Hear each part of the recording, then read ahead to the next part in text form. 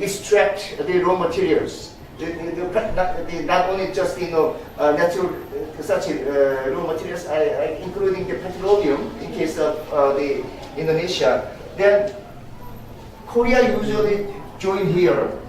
Once a country joins this global value chain, then whenever the iPhone is made, 1 unit, 2 units, 1 million units, they always produce. They are in the process of international, global production. That's the best way for developing countries to develop.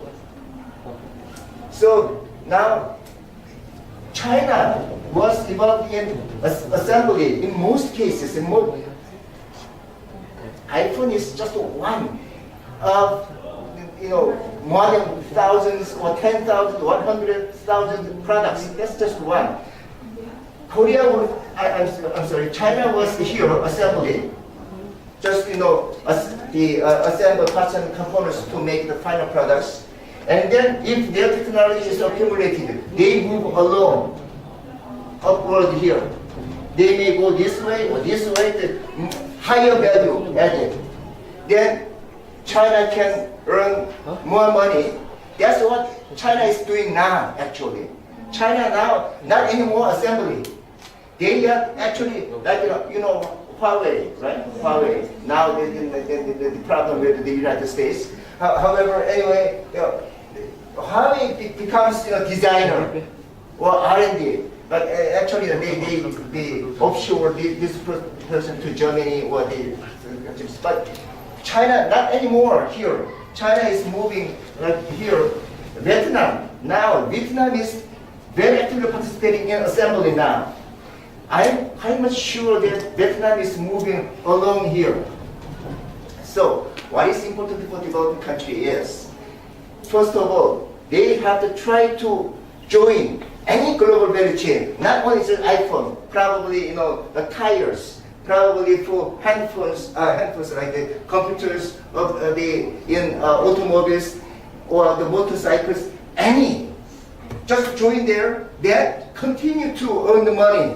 Whenever the products are made, created, they earn money, automatically earn money because they are here. So they have to join here first.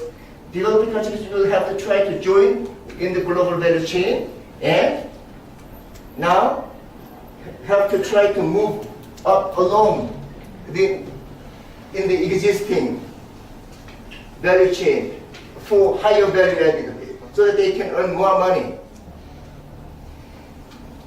The implication of this, very important implication. That's why open economy is really important. If the country is closed, not open, restriction, then how could MNEs, multinational enterprises, invest in those countries? How can they offshore or outsource these process activities?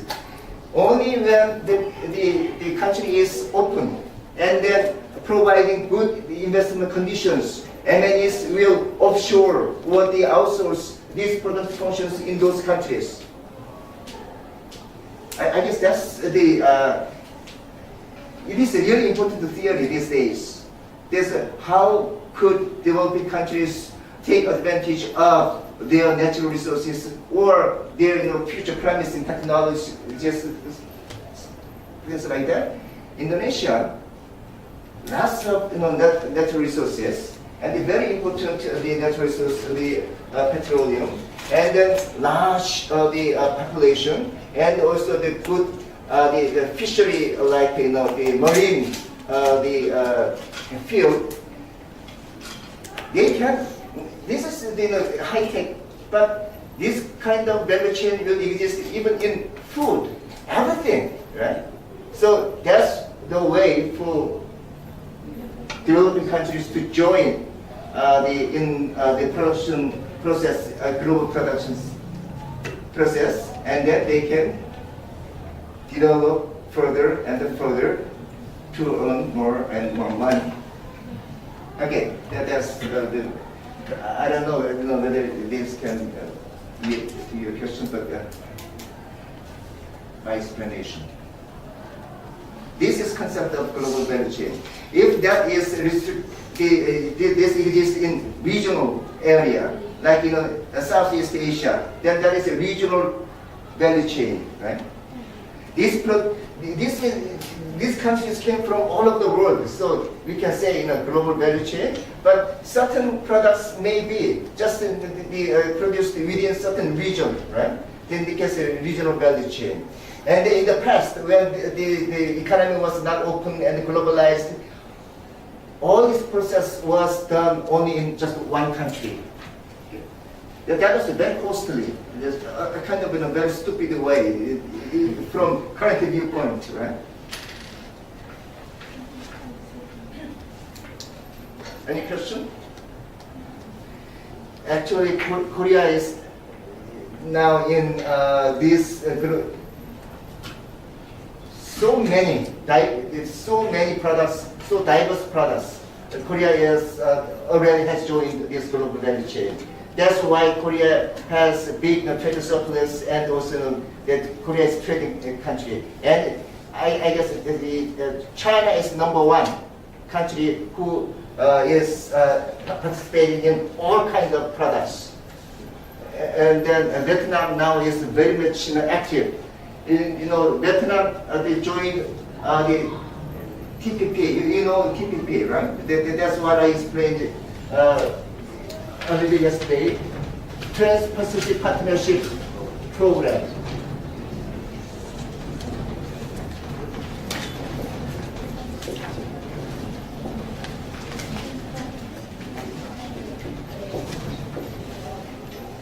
Okay, Trans-Pacific Partnership. That is kind of a FTA.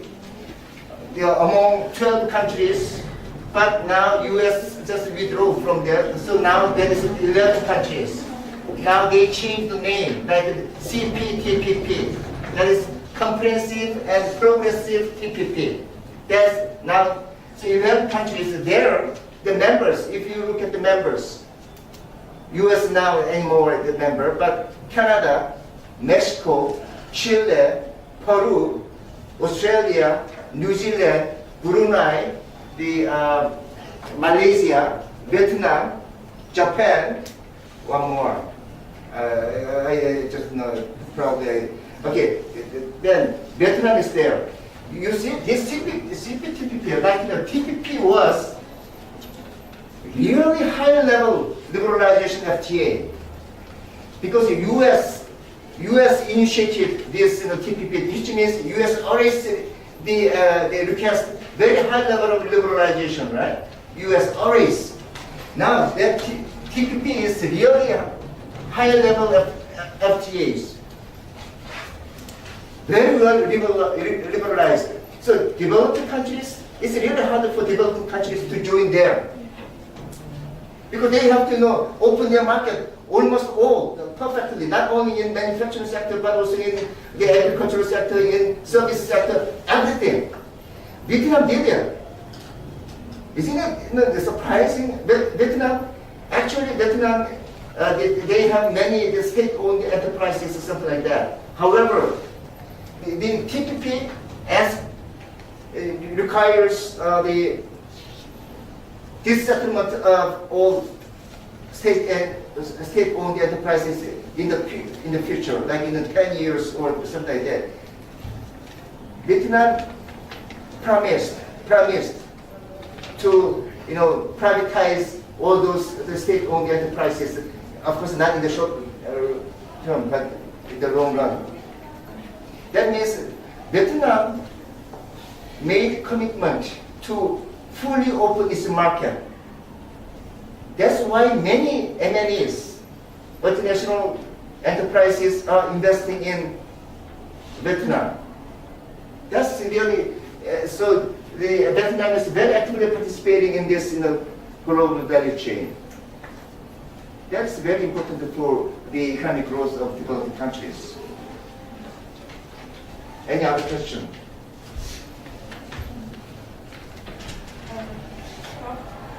Oh, yeah, sure. For the Prof about Chae in 1990, okay. in In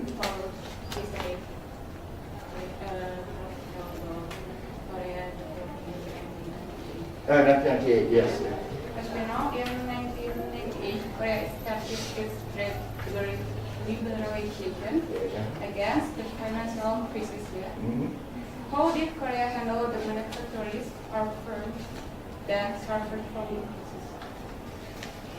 Actually, Korea started to liberalize its market, as I mentioned, the early 1980s. But that was a very slow market liberalization. And then at the end of 1980s, there was more market openings because there was big pressure from advanced nations like the United States. US, they pressured Korea to open its market. Now I cannot be patient anymore. Please open your market. That's what the US requested. And then Korea more rapidly started to open its market more rapidly since late 1980s. And Korea joined OECD in 1996. And then 1997, all of a sudden, Korea was hit by IMF financial crisis, right? And then many countries were in difficult situations at the time. In many, the Asian countries, including the Indonesia or the Southeast Asian countries. But Korea revived so fast because that crisis was in 1997. And in 1998, Korea undertook very aggressive reforms, financial reforms, and then public sector reforms, and then also the private sector reforms, labor market reforms, all those things. It was easier for government to conduct such reforms. Why? Because everything was so much difficult. People in good year, in the booming year, the people may not support for such reforms. They want to be more comfortable. I don't like the reform. I don't like to change it. They may have said that, but during very difficult time, they actually want government to do something for them. Reform was much easier to do. So it is true. It is true in all cases. Wherever you may go, whatever the country may be, reforms must be done during the very, very difficult time, economic recession. Government cannot succeed in reforming when the economy is good situation. They never like to change in such a situation. People don't like to change, right? But in the difficult situation, they always ask for some changes from the government. That's why Korea could very effectively change financial systems and all economic systems in 1998. Very aggressive. Korea was they borrowed much money, the substantial amount of money from IMF.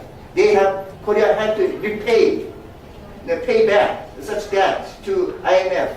Now, in order to do that, every Korean person had to work very hard and had to be patient with economic reforms. Now, government took advantage of such difficult time, and then they very aggressively conducted those reforms. They just disconnected the links between the big generals and the government, and then privatized most of the public enterprises, and then also the very actively liberalized the trade, and also the most of banks were owned by the government. No, they were all privatized. That's what Korea did in 1998, 1999, and then even 2000. They continued. That's why Korea could get very fast and rapidly out of such a recession. And then that was another very big momentum for Korea to develop further. So since 1998, Korea continued to record trade surplus. Korea, up to 1997, Korea already had a trade deficit, only 4 years, Korea got the trade surplus, like 1986 through 1989. No, for like 50 years, 60 years, only 3 years, Korea got trade surplus. However, since 1998, all the time, Korea started to have record trade surplus, except for 2008, which was, the global recession again, right? But only that year. But even now, Korea is now not in very good condition, economic condition. However, still, Korea is recording huge trade surplus. So Korea is blamed by the United States because you are not having that trade surplus. Then probably you may have something wrong with your exchange rate. That's what the U.S. is arguing, right? But anyway, Korea is now in some problem. However, continue to have trade surplus. Now, this was the momentum, 1998. My pleasure. And then other question. I guess this is much better. I mean, we have cyber, the lecture, the electronic. Actually, I could not get the question and how to understand your question because of echoing system. But here I can very fast have very fast reaction to your question. Great. Prof, I want to ask about TPP. About last year, US was out of TPP. Yes. And how it impact how it impact to another country? Another members. Yes, another members. Yeah. Very good question. Again.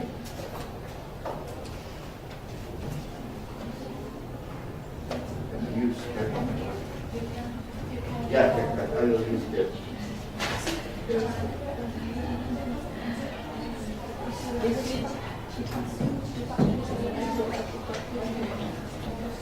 Sorry, can you read over here? Stupid.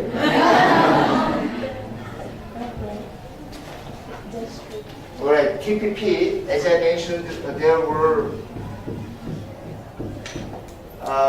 12 members.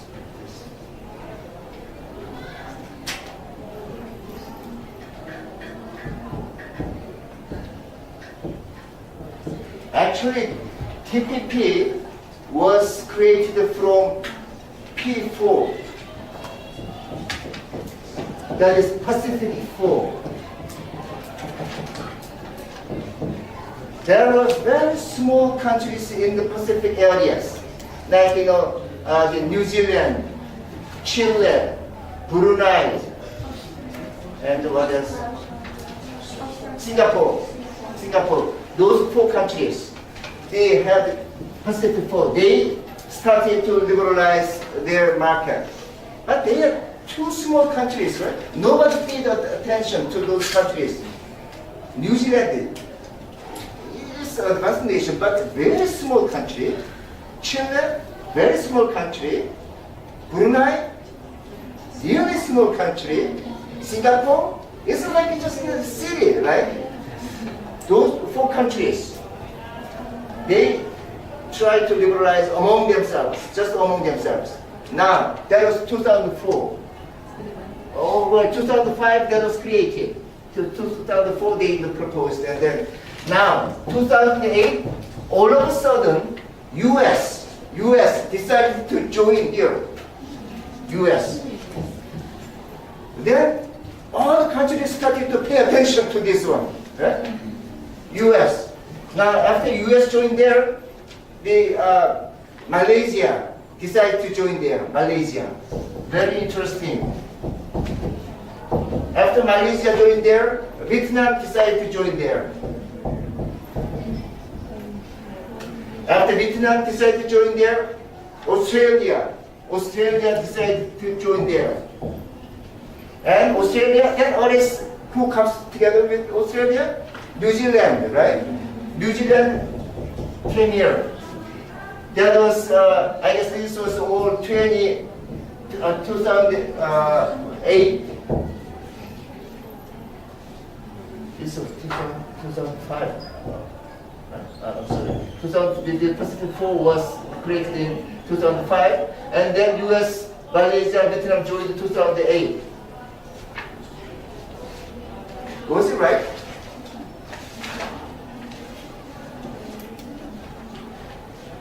Peru. I'm not very much sure, but actually Peru joined there. And then in 2012, the Canada and the Mexico joined there. And then 2013, Japan joined there, Japan. I guess this is 2010, something like this.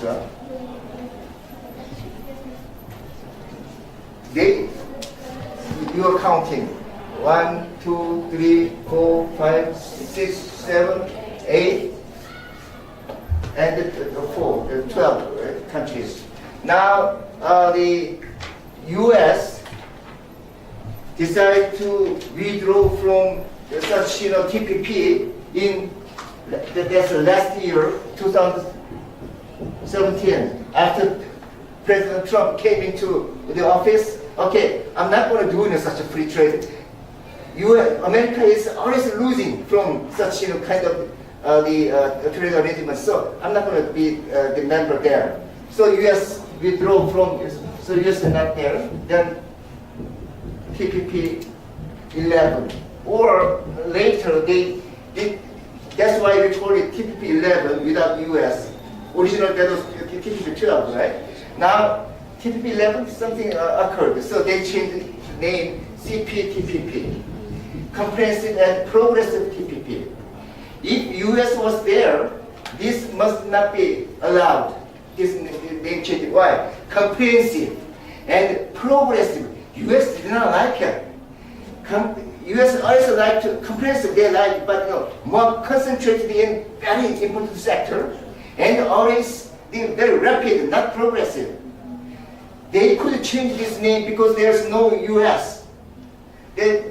Now that the name is Comprehensive Progressive TPP. Now this was led by, since the U.S. was leading all these things, process, the TPP process, but now since there's no U.S., Japan, and Australia.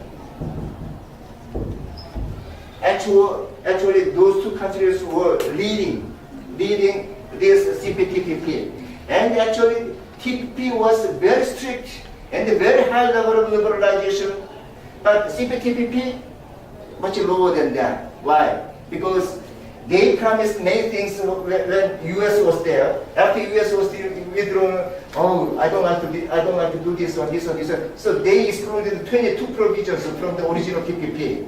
It is very interesting, right? 22 provisions. Now we cannot do this one anymore. I made commitment because there was the U.S. and the U.S. pushed us, so I did that, but I'm not going to do it anymore. And then they made the CPTPP. That will come into force at the end of this year. So, other countries, how they affected? Well, they were much more relaxed. Now, without U.S., they could go. They open their market more slowly than before. Then less burdens. But still, CPTPP is actually the highest liberalization level among all of TS existing in the world now. But still, much more relaxed than TPP. Then you may guess how strict TPP was, right? But nowadays, CPTPP relaxed, and then this will. So actually, many scholars expected that, okay, since U.S. is out of here, TPP will be collapsed, will disappear. But actually, successfully, then survived under the name of CPTPP, and then this will come into effect. Let's say end of this probably I guess the 2019 January 1st. This will come in, implemented. So what kind of impact on other members? Well, they will continue to liberalize. That they survived, and that will they continue to work to promote the trade liberalization. No problem. Now, there is another FTA which is competing with this TPP. That is RCEP. Yeah, RCEP. That's the FTA where you are included, and also Korea is included. RCEP. That is among the 16 countries. 16 countries. All 10 ASEAN members, right? All 10 ASEAN members plus CJK, China, Japan, Korea, and Australia, New Zealand, India. So altogether 16 countries are creating new big FTA. They are competing because I would say that. Can you see here if I can? Let's say big country, China is here.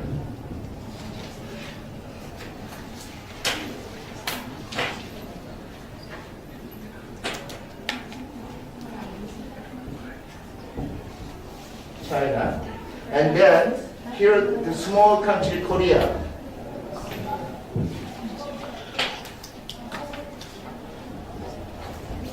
And then here Japan. And then here, let's say ASEAN. And then Australia is here. And then New Zealand is here. And then India is here. No, not exactly this one, but India is here. They are members of RCEP.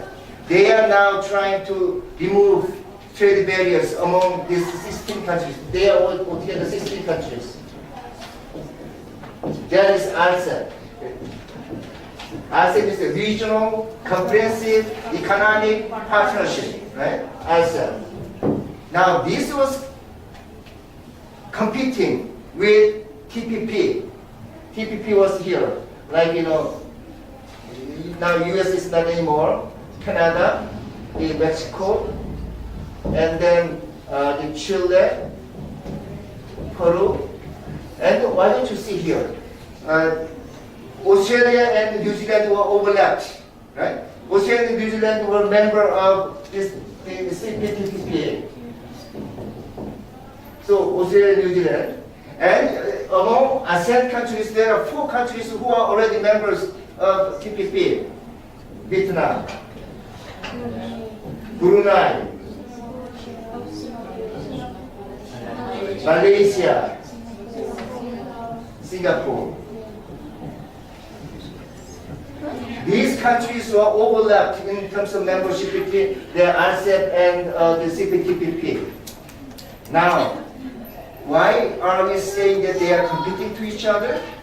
Well, they are all located in Asia Pacific region, right? Asia Pacific. They are all, even Peru and Chile are all located in Asia. Now, they want to make like FTA. FTA means there are so many this kind of the technology, technical words. That's the biggest difficulty is when you study the trade issues. FTA, that is the Free Trade Area of Asia Pacific. Free Trade Area of Asia Pacific. Now, if somehow these 2 FTAs are integrated, then they could create much larger FTA like FTA, Free Trade Area of Asia Pacific. That is mostly APEC members, but there are some countries which are not FEB members, India, Cambodia, Myanmar, and Laos. Those countries are not, but anyway, they will join here, and then so China really get angry at this. Well, it was working. Thank you, Rifa. Actually, China was really upset to see the development of TPP. Why U.S. initiated the TPP? To contain China, to actually check the China. China was rising too fast in this area, like in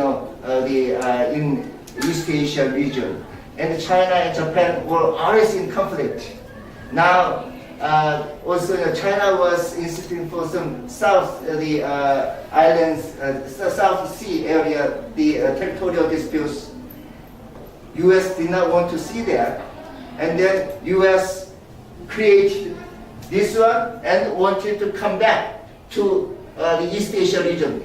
U.S. was involved only in the Middle East area, Iraq, Syria, and Afghanistan. Now, U.S. was just temporarily forgetting the issue in East Asia. Now, wow, China is rising that fast? No, I have to stop China rising further.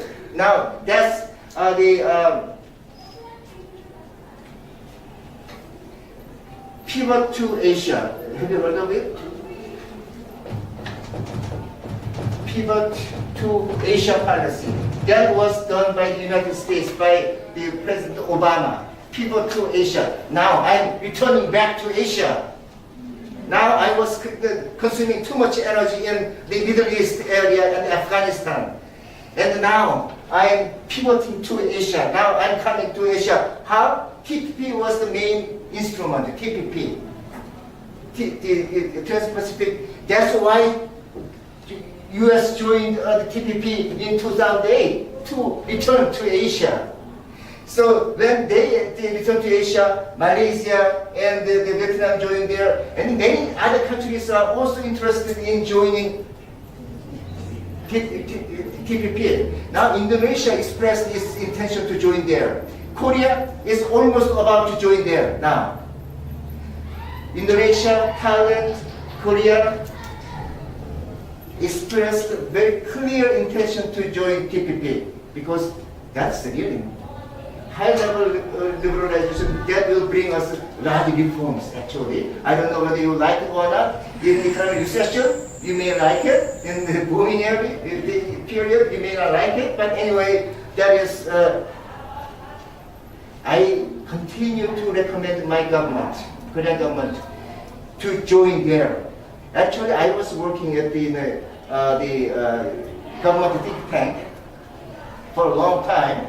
And I continue to provide advice to the government. And then I long time recommended the government to join TPP. Now since they delayed the process and Korea delayed the process to join there, actually now it's really hard to join there because Japan really doesn't like Korea to join there. Even though they say, oh, welcome, but actually not. I know. And the U.S. is politically, utilizing the chance that, oh, you like join there? Oh, welcome. But you have to do this one, you have to do this one. Yes, the condition. If Korea joined, as I recommended earlier in 2009, 2010, I recommended, then Korea could join there costlessly, without cost. But now, cost is too high now, have to pay. Now, China, even though they want to join there, now since there's no US, I like to join there, condition is too high. The liberalization condition is too high. That means they have to promise to remove all privatize all state-owned enterprises. No, China cannot do it. All major enterprises are state-owned enterprises. And also very high high level of TRIPS, intellectual property rights protection. You know what? Patent, copyright. Actually, China is violating many rules there. If China joined there, they cannot do it at all. China has a big burden to join there, so they cannot. And also the U.S. always, preventing China. U.S. also says to China, China, why don't you come here, join her? But China cannot. U.S. already made so many strict rules, and hey, China, come here. But you have to by this one, you have to follow. Then you have to reform your economic system. China cannot do it. So China feels so isolated. So actually, China tried to lead this, the ASEAN. That's not easy. Why? There is Japan. There is Australia. Actually, ASEAN was leading this ASEAN. ASEAN was the initiative in the process of, especially Indonesia. Indonesia was actually, do you know the Minister Mari Pangestu? Anybody remember? Mari Pangestu, who was the Ministry of Commerce in Indonesia. And also, she ran for the head of WTO. Actually, she could not become. She was the Minister of Commerce and the Minister of the Science and Communication, something like that. Two ministries. She's a very good friend of mine, actually. She's economist, so we worked together for a long time. Since the late 1990s, we worked together. And I tried to help her in many ways. And she actually proposed this ASEP. Concept of ASEP was from Indonesia, which was initiated by the Mari Pangestu. And then when Mari Pangestu proposed ASEP, she was outposted in Indonesia. Well, there were so many opposing groups to liberalization. So Mari Pangestu was out of that, the ministry, and became ministry in other field. That means Indonesia had to lead this the ASEP, but actually Indonesian role is not seen anymore after Mari Pangestu was posted. Now China tried to do this because China is isolated from TPP process, but Japan is strongly checking China, and then Australia is helping Japan. So China cannot join there. Not the only way cannot join TPP, but will have to remain here. China's leadership cannot be strong because the China, large country, but always hesitate liberalizing their economy.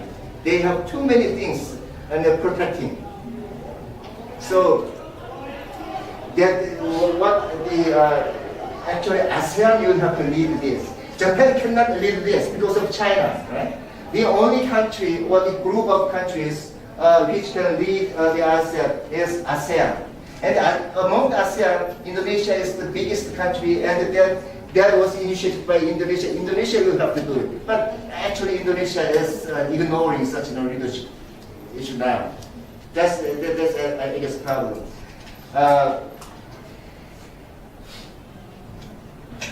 So actually, the U.S. very interesting. Not Trump, but Obama actually was checking China by creating this one, and then actually the U.S. attracted Australia, New Zealand, and these countries to make the TPP larger and to have a better connection between the ASEP and the CPP. And that is the better way to check China, contain China. And then okay, the world is, the globe is in the round, right? That means here we have Europe, right? Europe. Now, U.S. Before U.S. Get out of TPP, U.S. was creating FTA with EU, European Union. That is called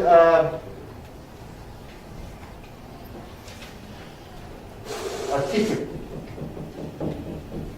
Transatlantic Trade and Investment Program. That is FTA between U.S. and EU. Why? Was trying to check China globally, right?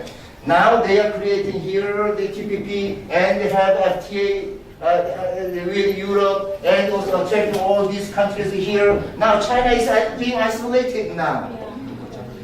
That is big politics actually. But very much interesting. Yeah, very much interesting. So. And another reason why U.S. was very active in doing this was in multilateral trade system like WTO. WTO was not moving at all. That is the WTO multilateral trade negotiation, Doha round. You know Doha round, right? Doha development agenda negotiation was stalemated for a long time. Why? There was very strong opposition to liberalization by China, Brazil, India. Russia is not doing it. Those and South Africa, those countries were strongly opposed. They always like to delay the liberalization process. Now WTO is not working at all. So President Obama decided to have TPP and have the FTA with Europe. And then they contain China. Why? Because by doing that, U.S. was making another new multilateral rules so that China could follow. How America do? Yeah, so China have to follow America. Yes, right. China will have to follow. Otherwise, China will be totally contained, isolated. Right? Here, Europe is now. They going away, and even some ASEAN countries going away. Korea is about to join TPP, and then all other countries are already TPP members. Only India is left here. India never opened their market. Actually, the reason why WTO is not moving is not just China. China is doing okay, probably. India never likes to open. They always like to protect something, and when they open something, okay, give me something, then I open. That's India's position. I'm not blaming India, but what I'm saying is that's India's position, actually. So only India and China left here. They say the Chindia. They like to make some FTA. They can never have FTA together. Big countries have not good relationship, and they always have territorial problems. So actually, China is being isolated, but India is in the middle. And then, okay, if I am member of RCEP, I'm following here. And this, in the past one day, China and India said, "Oh, I'd like to join the TPP." Everybody, no, don't try to come here. No. That's now the trade environments which are going in the global context, I think. I mean regional context, like Asia Pacific region. But actually, this, even this the TTIP FTA between U.S. and EU was stopped after Trump came in. Trump said, "No, Europe, I don't like you.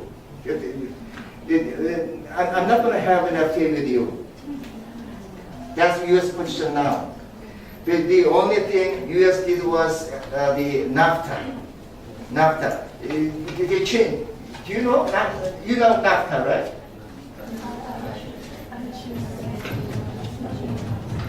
NAFTA. North American FTA. The three countries, US, Mexico, Canada, three countries. This is really famous. This is the best FTA in the world. But actually, US was, I'm losing from this NAFTA, so why don't we make another FTA? So actually, this was gone. Now there's a new one, USMC, US, Mexico, Canada agreement. Many things are happening in the world now. Yeah. If you want to have some take rest, it's up to you. It's okay? Okay. This is 10:07. We are going to have the class up to 11 o'clock. And if you like to go to the toilet, you may leave anytime you like. Okay? Right. Any other question? Sure. Professor, there's a trade war between US and China. So, as a border country that has biggest economy in this world, so there must be affected for another country, either Korea or Indonesia. So, the appropriate policy, how is it to be taken? Again, today I'm getting almost best questions from you. I get a very good question. Now, the trade war between US and China. The reason why small countries like Indonesia, Korea, and many of the Southeast Asian countries, especially Southeast Asian countries and Korea, are actually losing from such trade war between those two big countries is because of international production network.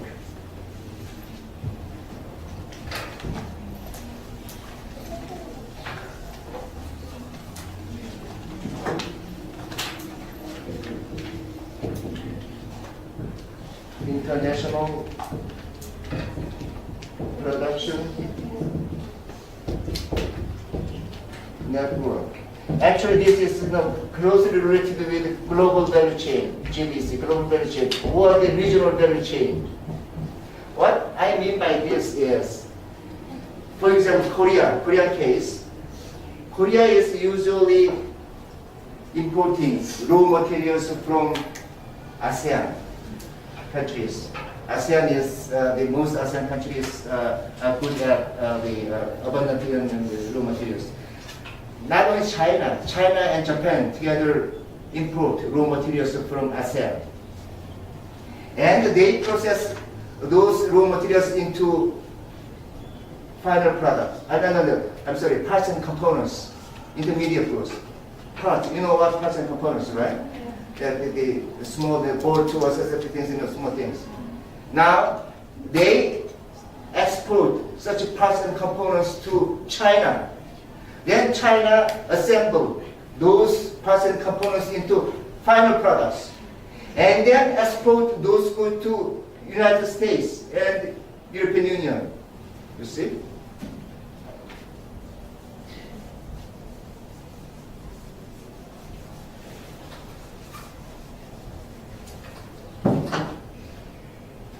Raw materials. I know in many the Southeast Asian countries are not just producing raw materials; they are processing those raw materials into parts and components, and also they are now becoming bigger and bigger manufacturing countries. But still, much of raw materials are provided by the Southeast Asian countries, ASEAN countries. And then that was those raw materials be exported to Korea and Japan. Then Korea and Japan they use these raw materials to make parts and components. Right? That is done by Korea and Japan. And then Korea and Japan export those parts and components to China. Then China will make finished goods.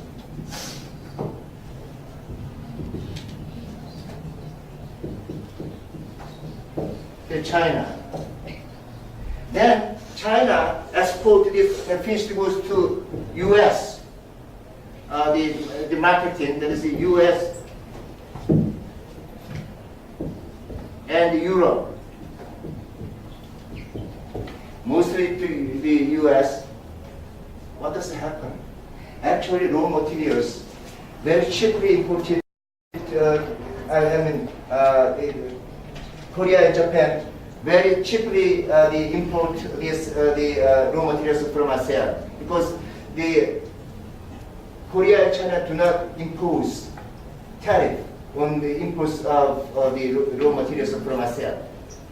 That means price of parts and components are very cheap, right? And then they can produce at cheap cost. Now, China import these parts and components from Korea and Japan. Usually they don't impose tariff on the parts and components imported from China and Japan. What does it mean? This price of finished goods is quite low, right? That means the products which are produced in China through this process has strong price competitiveness. Very strong price competitiveness. So those goods are automatically more imported to the US or Europe because US consumers, wow, really cheap price, good quality. Good quality. Why? Japan and Korea are making very good components. And then China also is good at assembling those things. Very good quality finished goods. Very good low price. Then why not US consumers consume?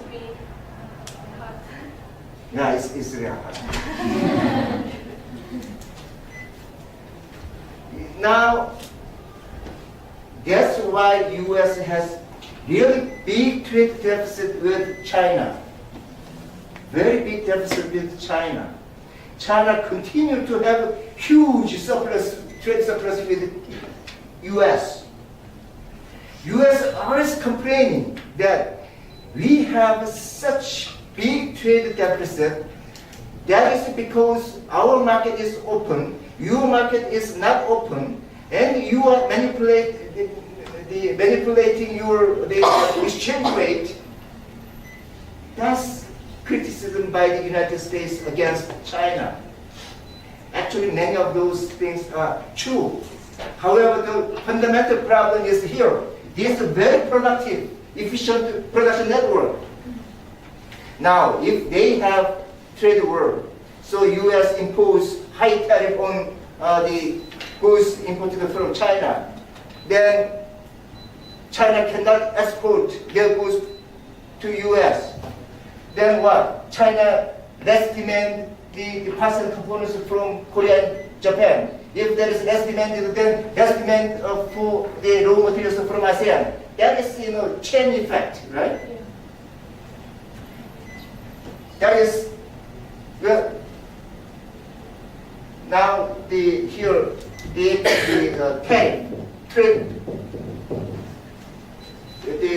protective measures because of trade war. Now U.S. is imposing the tariff on the high tariff on goods imported from China. Then China cannot export those goods to U.S. Then what happened to the Korea and Japan? They cannot export enough the parts and components here. Then they will make less amount of parts and components, less demand for raw materials. All these countries are affected by those trade wars.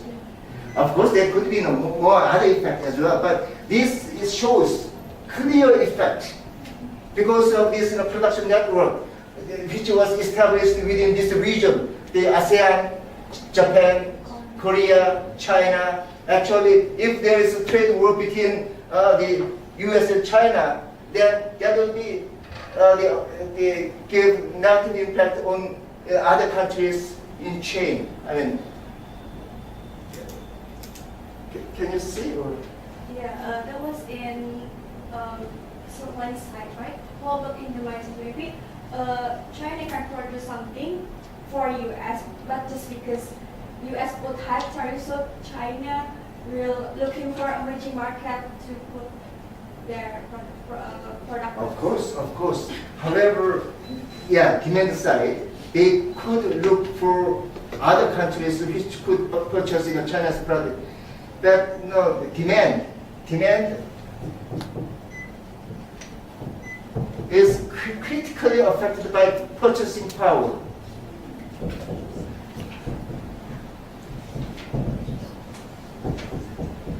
What I mean by purchasing power is only those who have high income can demand higher amount of those goods. Now, who are the countries replacing the US, Europe, or the emerging market? Emerging market, no, they don't have the high income. They per capita GNI. There's emerging economies like in Indonesia, Mexico, like Turkey. No, their demand power is so low. Even though they have large population or the growing fast, but still per capita GNI is so low compared to US. US, huge countries. You know, like the 300 million population, I don't know, more than 3.5, 350 million population, and the per capita GNI, like, you know, more than 10 times than other, not 10 times, but that much the GNI per capita. That means their purchasing power is really strong. If US does not demand the goods, no other market to replace US. Emerging markets, well, not far short of US demand size. It's hard to imagine to replace, in any case, replace the US market. So that's why China, even though China is really upset, it cannot continue to complain against the US because US may take stronger action. So China is not staying quiet. They sometimes say something, but not loudly. Why? China is actually caring about U.S. position. China will be largely affected by the United States because U.S. is purchasing huge portion of China's exports.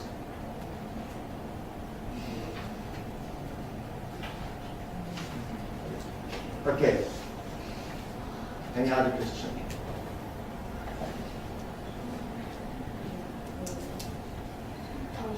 Sure, yeah. Because even though you asked me a question, we are studying all together, so everybody will welcome your question. Good. How about FTA's forms, like FTA or custom union? How it can be contributed for those countries who agree about this agreement? How to contribute to? How the function and how it can be worked in those areas about the forms FTA, CU, CN. Oh, sure, yeah, okay.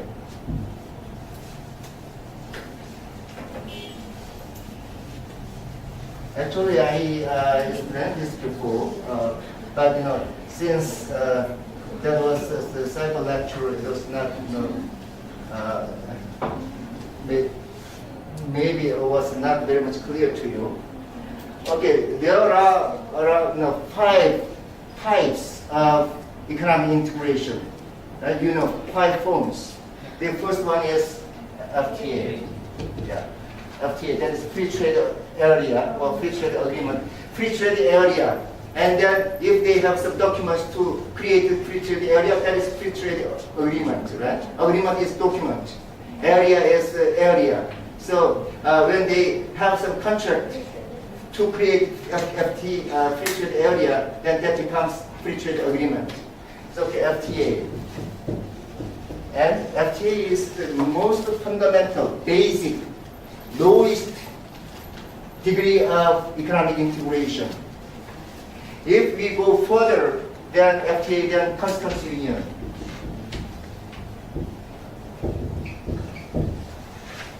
And then FTA, free trade area, means liberalize just internal trade between members. For example,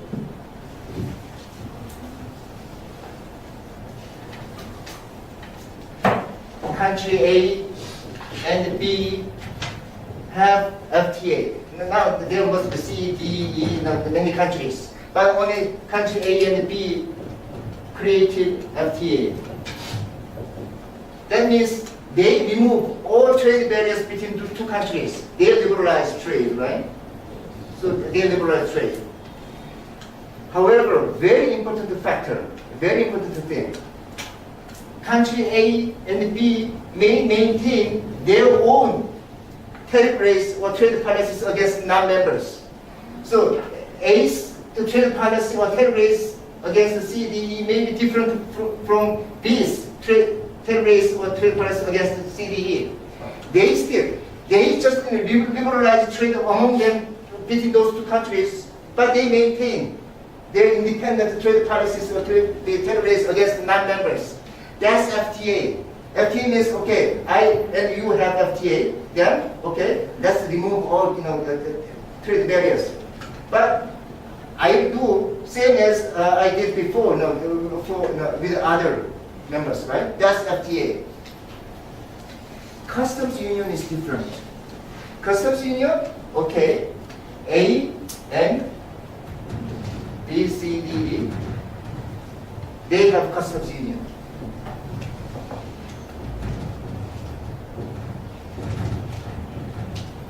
What it means, they liberalize trade between those two. They remove all trade barriers between A and B.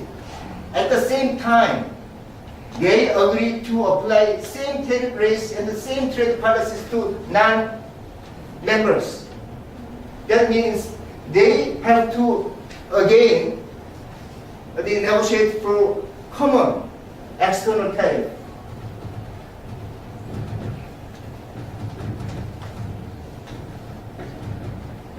And with common trade policies against the CDE. There's suppose that A was imposing, for certain product, like 5% tariff on C, and then the B was imposing 10%. They have to negotiate which, like 5% or 10% or 7%, just common tariff, one tariff rate. They have to, and then apply those things to C, and then probably they may have the different tariff rate on D, then they also harmonize their tariff rate for trade policy against D. That means customs union means conditions on FTA plus establishment of common external tariff.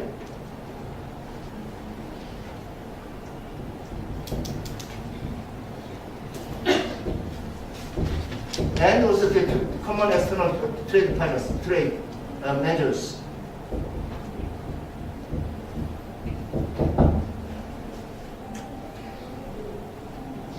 Big difference, FTA and customs union. It's much easier to create FTA, right? Yeah. Because they can just remove tariff between those members. Now, for customs union, they have to agree to have common tariff against all other members.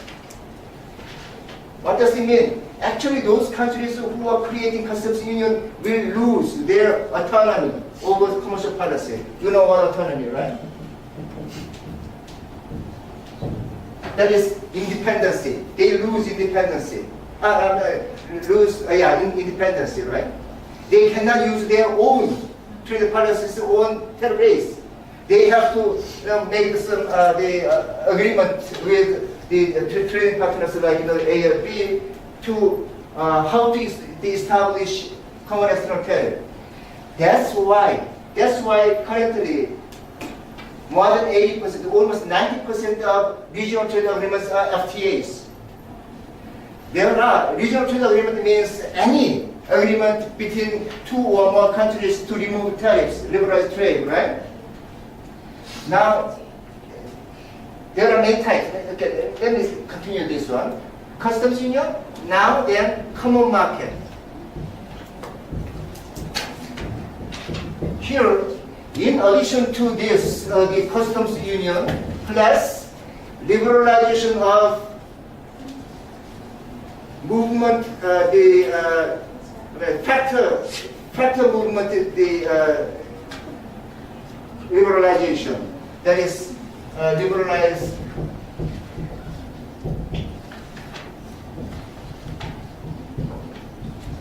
What I mean by factor movement is the labor and capital, workers and capital must be freely traded between those countries. That really requires very high degree of integration, right? It's not easy. Even though you have FTA with a certain country, workers cannot freely move across countries. Only the trade, the trading goods and services. But this is a very high level of economic integration. In addition to that, we have some economic union.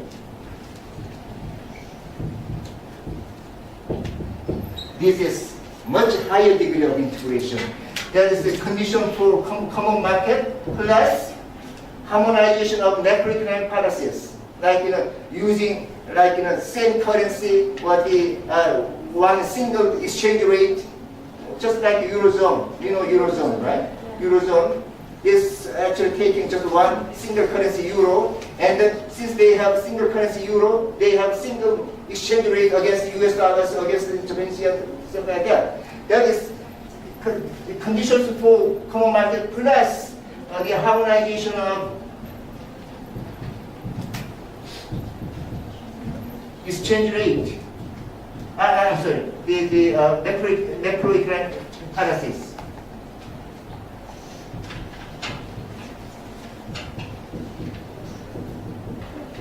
And if we go further here, then there could be complete integration. Complete integration. There's no such case, right? But as I mentioned before, U.S. is composed of 50 states, right? They were kind of different, but now they have, they all together they integrated into one country like the U.S. But that's not a good example, and not a perfect example. That is complete integration. But actually, you don't have to think about all those things. At the WTO, only these two are mentioned, WTO agreements. There's FTA and customs union. That means customs union, well, EU is customs union. Of course, EU can be the economic union, but since if we just categorize the economic integration into two groups like FTA and customs union, EU may be falling under this customs union category, right? So only these two. So you not have to, but you have to understand difference between those two. FTA is the most fundamental type of the integration, and customs union a little bit higher degree of integration. Why? Because FTA they liberalize internal trade among the members, but maintain independent trade policies against non-members. But here, customs union, well, not only liberalize internal trade, but also maintain the same common tariff and the trade policies against non-members. So it really requires much higher degree of economic integration. That's why altogether, FTA takes around more than 90% of all FTAs. Customs union, 5 or 6%. Okay, now if we include all those things, the rest 10% will be customs union. That means countries have a burden to create customs union because they will have to lose their autonomy. That's the difference. Okay? Other question? Probably that's not my answer to your question. Actually, you explained it well, and I get it about how FTA and customs union and other agreement can apply. And Actually, I'm curious about something again. Can I ask? Uh, yeah, sure, yeah. If some countries like what Professor said before, U.S. have FTAAP and then other FTAA. and other agreements. How the countries can against the other agreements to survive their economy in the global scope. That's why there is a rapid increase in number of FTAs, and then even the customs union are now increasing. That is, they don't like to be isolated, but they cannot say, I would like to join there. They cannot say that. They can say that, but they cannot automatically join the FTA. So what they do is they create other FTA to increase their negotiation power. So, okay, I'm going to make another FTA. Are you interested in taking me in here? That's the only way. There's no way for the members just to join something there. If they promise to they satisfy all the conditions required from certain FTA, then could probably join there. But there are other countries, like here, country A and B. There must be reason why A picked up country B as partner. There must be some reason why B picked up country A as a partner. Not interested in other countries. They may have some certain very harmonizable the economic structures or trade structures, and then probably complementary to each other. So they may. So even country C like to join there, they may not like it. Then country C cannot join.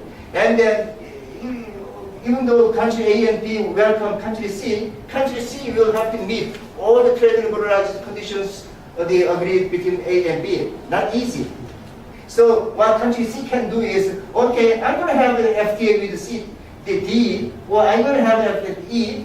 Now, then they become more attractive, right? Then sometime later, okay, why don't you come to, why don't you join us? And then that is the international relations and the way. How to survive. Yes, right, yeah.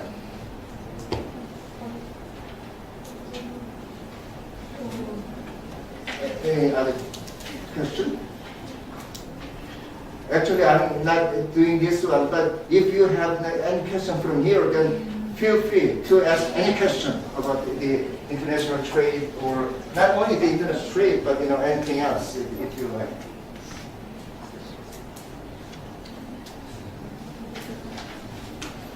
Yeah. Can I ask a question? Sure. But it's far away from this material. As I know, in WTO there are rules or tolerance for poor countries or developing countries to pass through intellectual rights such as medical drugs, electronic products. But it's really okay for company that product is based on research and development to follow that kind of policy in WTO. Again, I'm the last. I'm sorry. Can you? Yeah. As I know, in WTO there are rules or tolerance for poor country or The rules for poor country. poor country. Yes, special differential their treatment. Yes, right. Yeah. And developing country to pass through intellectual rights such as medical drugs and electronic products. But it's really okay for company that product based on research and development to follow that kind of policy.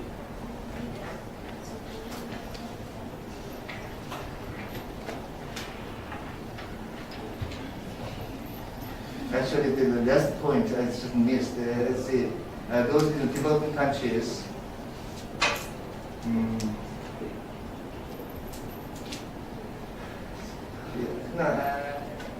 Frankly speaking, I missed your question, the last part. You mean, is it okay for developing countries to follow the R&D Yeah. in other countries? Of course. However, there is a rule. There is, in the WTO, you know, the intellectual property right. Do you know the TRIPS?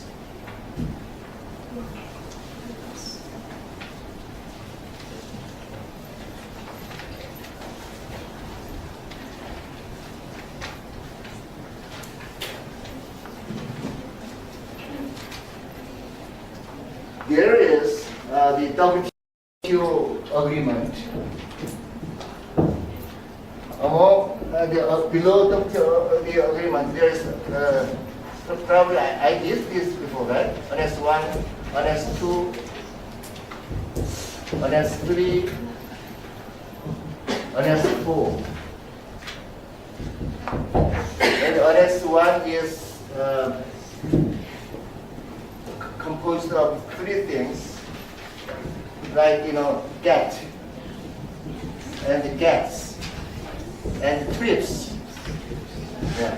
Annex 2 is like a dispute settlement understanding, rules and procedures to govern the international disputes among the countries. That is provided in Annex 2. Annex 3, TPRM, trade policy review mechanism. All the trade policies, the system must be reviewed by all WTO members. Then how to review the individual countries' trade policies? Then those rules are provided in Annex 3. Annex 4, plurilateral agreements. There is not all the multilateral trade agreements, plurilateral agreements were provided here. But what you are asking is here, TRIPS. That means it does not matter whether a country follow certain the R&Ds or the patent. These are dealing with patent issue to protect patent and copyright and industrial design, something like that. This is something else in the very. Okay, these are all provided in TRIPS. That means a country, suppose there is country A and B. A has much improved technology, but B is much less, technology poor country. Now, country A actually has achieved some technology. Now, we want to have that technology, right? In that case, if A agrees to for B to have such copy the technology, then that's fine. But there's no such case. That means in order for the country B to use technology of country A, they have to pay money, royalty. That is royalty. Right? They have to pay money. Otherwise, they cannot use the things. So this TRIPS is providing all those rules. If B does not pay royalty but use, then there's big penalty. That's what why the U.S. is criticizing against China. China is not paying money, paying certain money for certain technology, but actually they are copying so many things from the U.S. products. Imitation products. Yes, imitation. Yes, so that is violating TRIPS. Then U.S. can penalize this in the country B. That is in China. But actually, China is why? That's why U.S. is saying that WTO is useless. Actually, the WTO is not functioning well because WTO is ignoring the China's copying some intellectual property rights, U.S. intellectual property rights. So, in order for the developing countries to use certain countries' technology, they have to pay royalty. Then no problem. If they use it, then this country A is allowed to you know, the give penalty to country B. I don't know whether okay, all right. Any other question?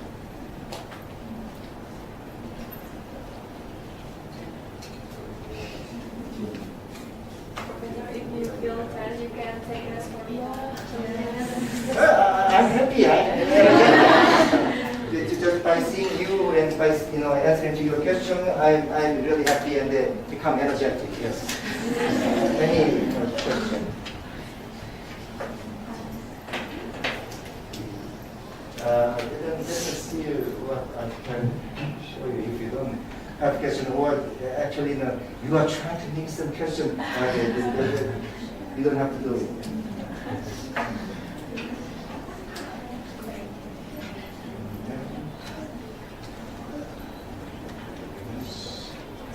And the most of you, and not most, I mean, your major is economic development. Oh, I see. Accounting, management, and economic development. But many students are studying economic development, right? Student from economic development, one student from accounting, and 11 student from management. Well, actually, then you must have different, field background, right? Yes. Actually,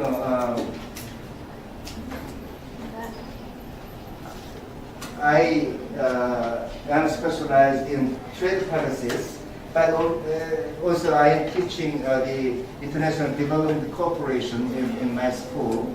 That is, to show them how globalization affects the income inequality and then the employment and the jobs, the wages in developing countries. That's what actually I'm teaching. So also I have studied quite much of the economic development issues, but actually you didn't ask me questions regarding those economic development. And then what I did here in the for Korean economic development, that is not just development issue, right? That is just the history of how Korea has developed. That's what I did. I just introduced it. Because I could not use development theory because I did not know what the economic background, what your background is. And if I use the development theory, then introduced some development theory, that could be, that could satisfy some of you, but probably not, others. So that's why I just concentrated on the explanation on how Korea has developed it. Then everybody can follow it, right? So that's why. But that is sometimes very tedious and not interesting. So I was trying to reflect some of the Indonesian issues, but I was not very well prepared for that, frankly speaking.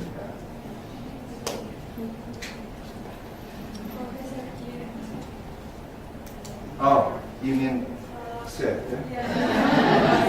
Because you need this. Oh, thank you so much. Thank you. What I feel in Indonesia, I mean in Bandung, I have trips to Jakarta many times, actually. But so much difference between Jakarta and here in Bandung. Actually, not dislike, but I did not like much the Jakarta.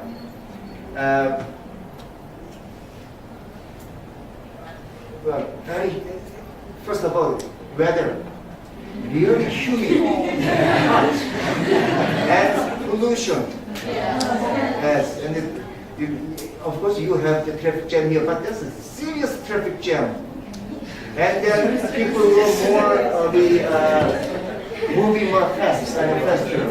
Here, as soon as I arrived in the Kusir airport, or the airport, I found the weather was really comfortable to me. A little bit hotter than I expected. Not expected, I mean, that I felt usually. But while I was, coming from airport to the hotel, the buildings were, wow, it was really good. I mean, not big buildings, not very clean, but I really liked, very neat, and then pretty, beautiful, even though it is not new one. I know it is old one, but very, very, I feel comfort. And then right after I saw many professors here and the people in the restaurant, full of attraction. They were really kind, polite, and then very nice. After I see you, all of you, I was almost fainting. Really good. And then I really hope to visit Bandung again some other time with my family to have the travel around Bandung. This time, I did not have enough time to travel. But anyway, so I am very, very happy to see you here and to see Bandung. Not because I'm here in front of you, but I'm not flattering. But I really like Bandung. I have never expected this kind of a place, actually. I travel a lot. Since I was working at government, the think tank, actually my job was almost traveling to participate in meetings and the conference and such things. And then, really, very frankly speaking, I have never seen such a city of people in the people like in Bandung. I'm telling the truth. So it was really impressive, really impressive. That's why I say, I have to come here again.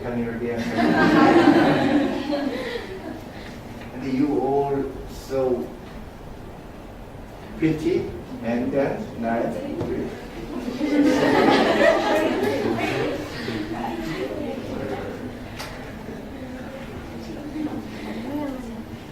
So now the 10 to 11 minutes. If I could take any more question, I can still or not just economic issue, but about Korea and whatever, if you like, my family or anything.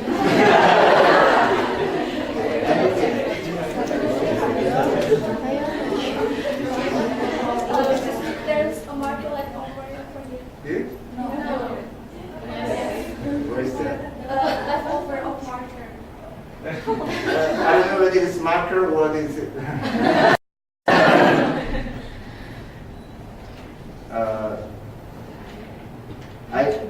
I told the RIPA yesterday. Anybody of you know Taegyeon? 2 p.m. He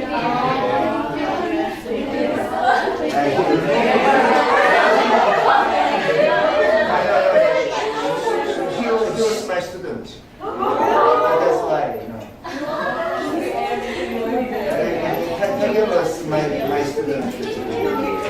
And then when I entered the classroom, one guy, two big, tall guys, approached me, and then one of them asked me, Professor, I'll have to ask you for something. What is it? He said, well, I may miss the class, quite often. No, then you should not take this course. He said, I'm sorry, I'll do my best. But you have to prove why you were missing the class, and then if you miss class more than 3 or 4 times, then no, I cannot give you credit. He said, yes, I'll do best. And then, so why are you missing? Why do you think you are missing the class? He said, well, I am doing something. what are you doing? Well, I am appearing on the TV very frequently.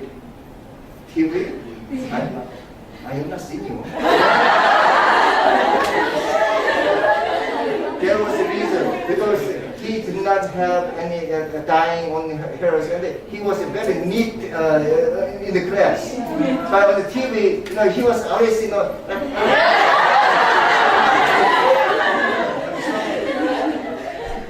have not seen you. Well, he was very embarrassed. But very frankly speaking, I knew Taehyun. I knew who Taehyun was. But at the time, I did not expect him to be there. That's why I said. And then again, I said, no, another person who is really tall, just like Taehyun, and then good looking. So I cannot tell you from each other. Taehyun was so much disappointed. And then we had a good contact, and he missed only twice the class. He traveled a lot, like in China and then many places, and he was and he studied very hard. But he did not get very good grade because I had to be fair, and then he did not get good grade. But actually, he passed, and then that was graduate school, master's degree for the international studies. And also, I have some other.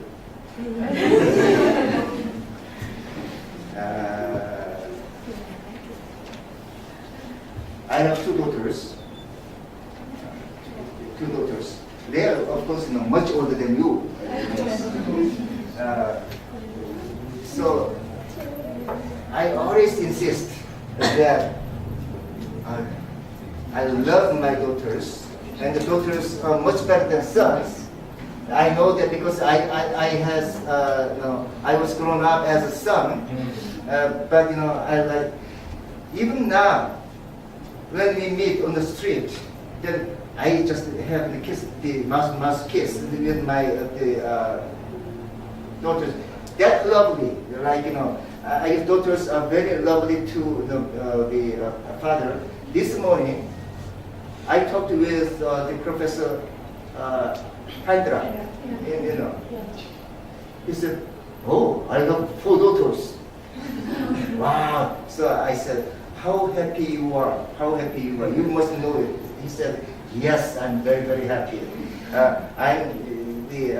Because there are many, the girls here. I feel like to have, daughters." And then, of course, don't feel so like you guys too.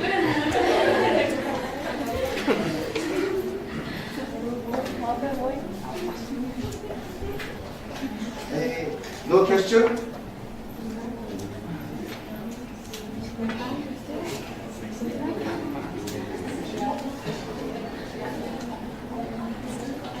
You know Kyunghee, right? Kyunghee is graduate from Kyunghee University, right? The Kyunghee University which I am now teaching. But he's not student anymore, of course.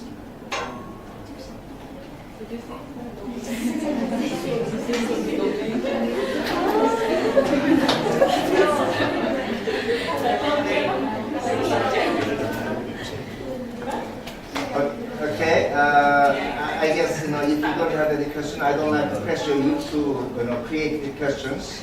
Then anyway, I may start here, right? Is it okay to start at this point? I don't know. Rifa, Yeah? is it okay? I just start. Yes, it's okay. I think it's finished. I do not know the Bandung way or the Indonesian way of proceeding the class.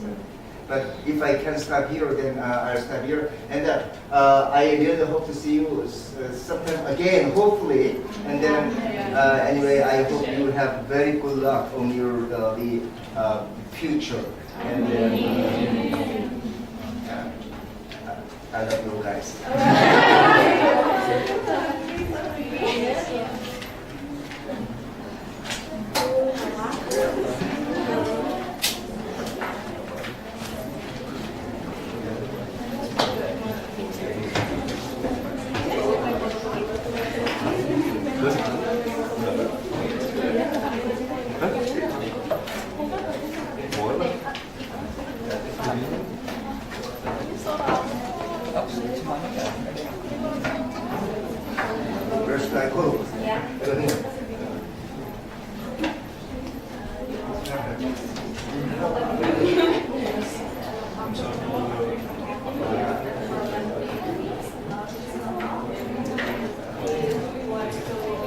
you.